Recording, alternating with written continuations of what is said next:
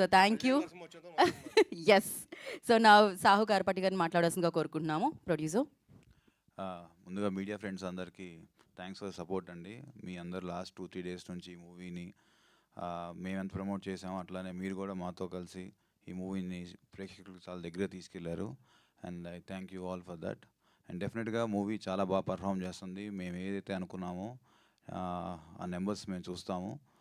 And మా distributor నుంచి కానీ జనరల్ ఆడియన్స్ నుంచి కానీ బాగా మంచి రెస్పాన్స్ వస్తుంది. మేము అనుకున్న దానికన్నా ఇంకా డబుల్ ఇంపాక్ట్తో మాకు ఫోన్ కాల్స్ అందరూ విష్ చేయడం, నాకు ఇండస్ట్రీ నుంచి కూడా చాలామంది మార్నింగ్ ఫోన్ చేసి విష్ చేశారు.